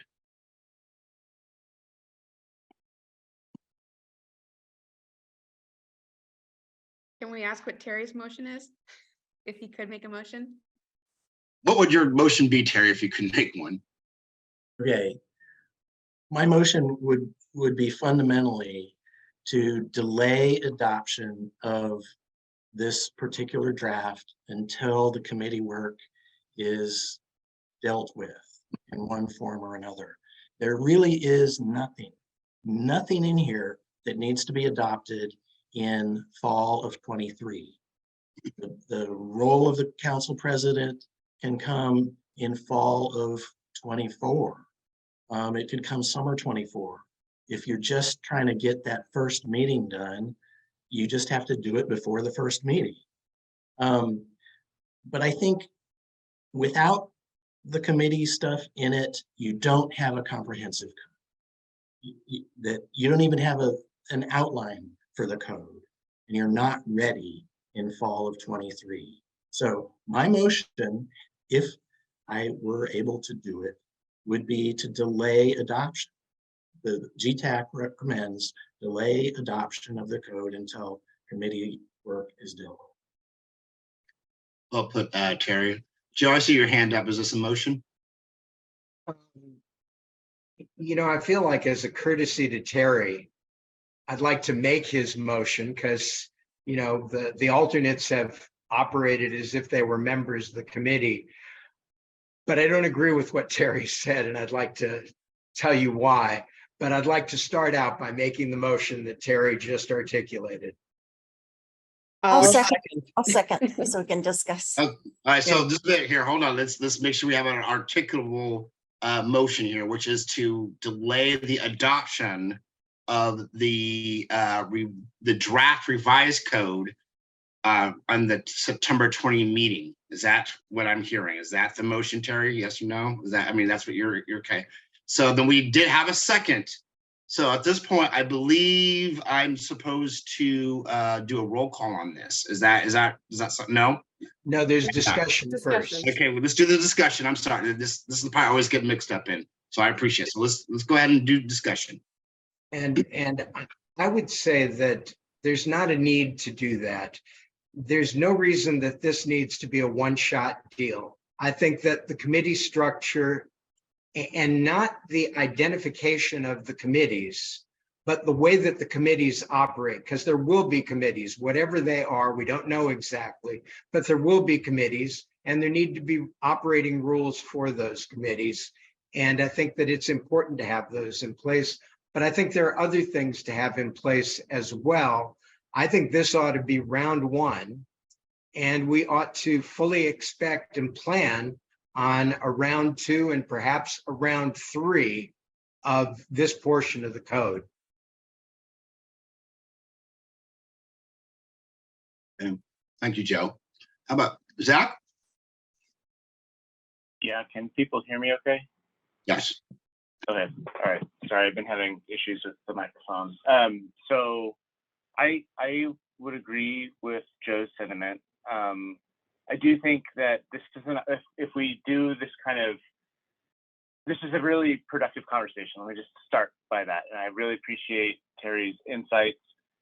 I do think that if we have a kind of progressive transformation of the code and getting it done, started now, it offers an opportunity for some community engagement and voter education by candidates who are thinking about these things and getting more public comment and interest in council operations that might drive a more informed change of the code in 2024 in preparation for the new council.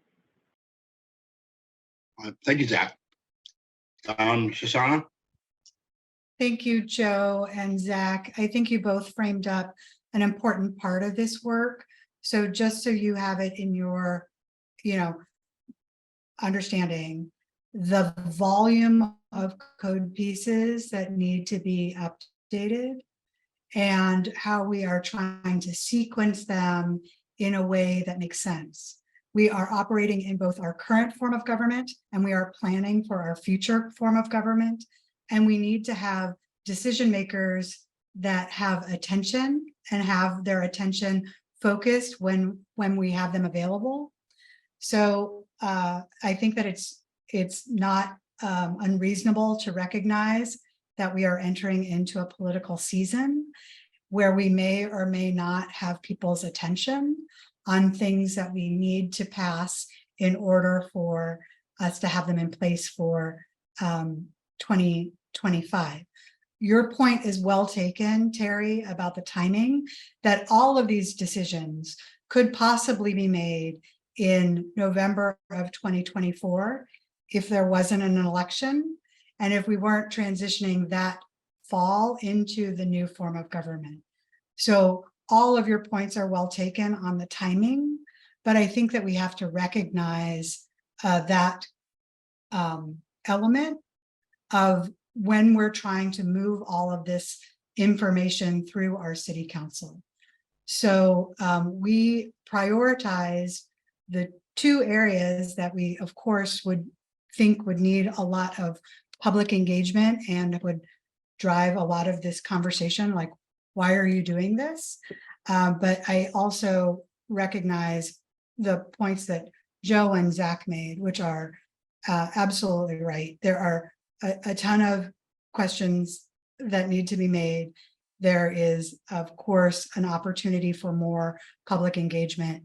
And we really are just trying to provide the framework for the new city council to operate. And I've seen the points in your chat, like we're trying to not put too much on the city council for them to have to deal with when they're walking into a budget season. And they need to be able to have meetings that operate well and efficiently. So please take that in mind when you are considering our work. And we really do feel that we're bringing together a recommendation that is based on what we can learn from other peer cities that reflect what is needed to update our existing code. So our existing code is not in conflict with our charter, and understand that those are key components that are reflected in this work. So thank you for your clarification on that, Shoshana. William? Thank you. If the draft code 3.02 does not address committees, the existing one does not either, but the current council does have committees. So I'm guessing if there are rules for committees, it's elsewhere.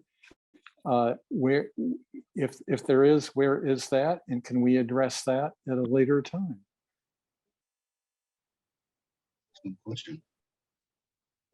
That's an excellent question. I don't know. I think we could. Terry, I see your hand up again. Yeah, I just want to, I don't want to drag this out. Joe's point is well taken. Zach's point is well taken. What I would say, though, is iterating it requires more attention from the council that they don't have, because you have to go back to the council and repass the whole package again. And I don't want to get into a situation where you have to rewrite the code that you just passed this fall with new code in the spring, because when you realize that it's not going to be consistent with how committees work. And I can't emphasize enough that those committee structures and procedures are going to impact the rest of the code in ways that are not yet clear. It's not clear that anyone's anticipated it yet. So getting it out and airing it out in advance, I think, would be helpful for everybody. So, but I'll close on that. But I think it's a real mistake to pass something and then go back and pass another thing over the top of it and fixing the first thing and then passing another thing, because you forgot some things. This is something that you can do holistically, and you probably need to do it. If it's in a separate document from the code, that's fine. But that separate document has to work with the code, which I don't see how this code is going to do that. So anyway, that's it. I'll wrap with that. Thank you, Terry. Joe, we've got like 30 seconds for you before we take a vote here or get moving on this. Yeah, I'm perfectly happy to move ahead with that. I just want to sort of second what Shoshana said about not overloading the council. And I want to point out that if we're concerned about overloading a 4-member council that has been working together for some time, imagine what it's going to be like to dump these questions on a 12-member council meeting for the first time, jockeying for position, and trying to figure out where their roles are when most of the roles that council members have had for the last 100 years are no longer on their plate. And when they probably believe that the best way that they can establish themselves is by being fighting champions for their districts.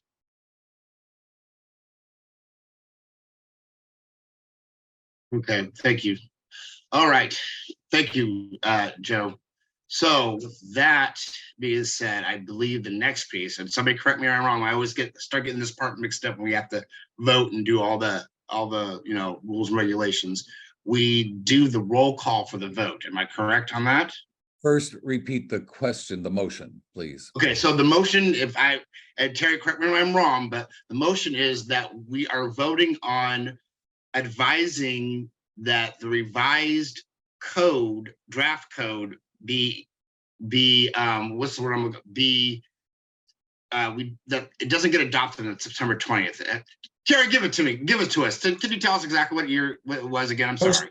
Postponed, delayed. Postponed. That's the word I was looking for. I'm sorry about that, guys. Postponed. That the draft revised code be postponed and not voted in on September 20th. And that what we're voting on is that will be this committee's official recommendation. That's what's happening here. And point of order, a clarification, the motion was made by Joe Hertzberg and seconded by who? It was second. Leah, was that not you?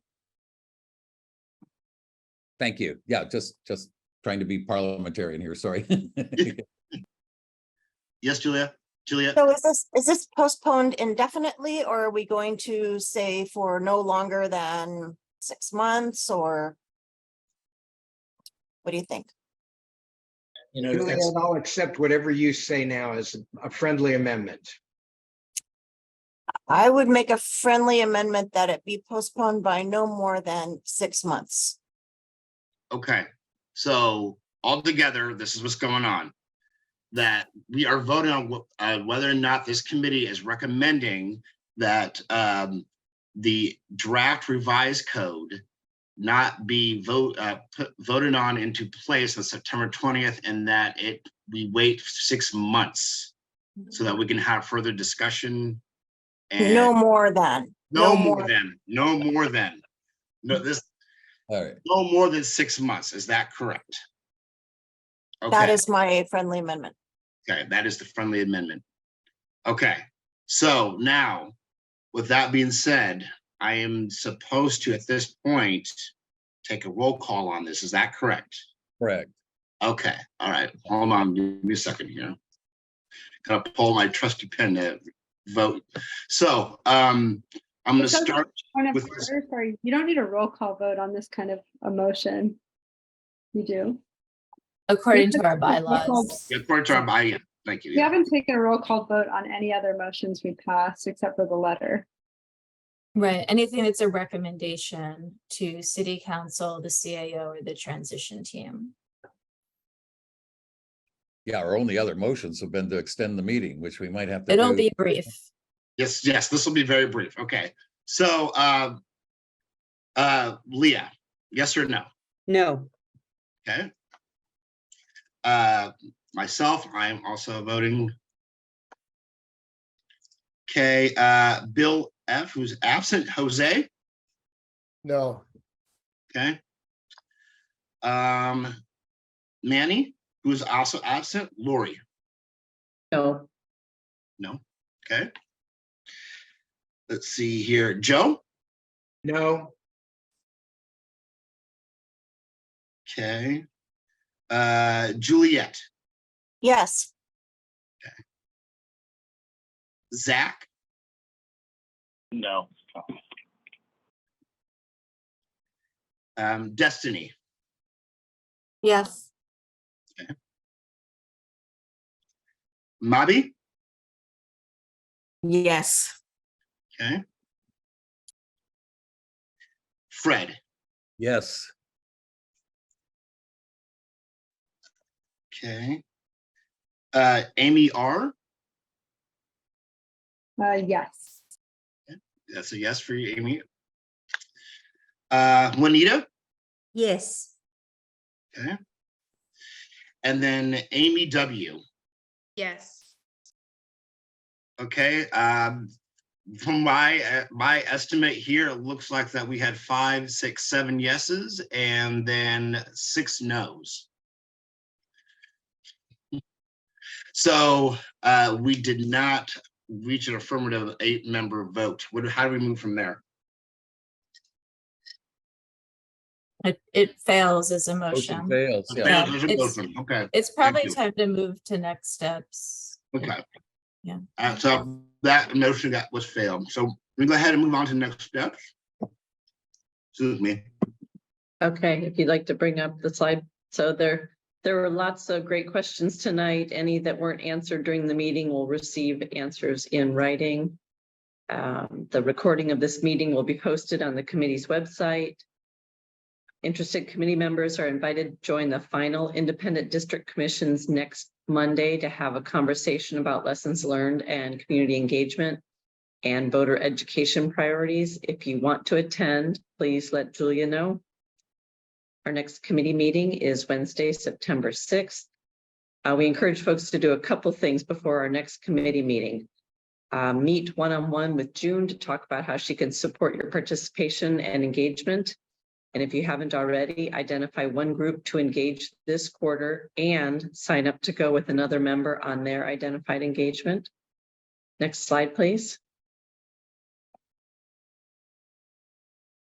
At our next committee meeting, we'll hear from the communications team on the communications and media strategy for the transition. We're going to hear from City Budget Office on changes to the city budget process and hear from facilities staff on facilities improvement. We'll also review the survey on work groups and subcommittees. All of our scheduled meetings are on the transition website. Next slide, please. And with that, we are adjourned. Thank you. Thank you, everybody.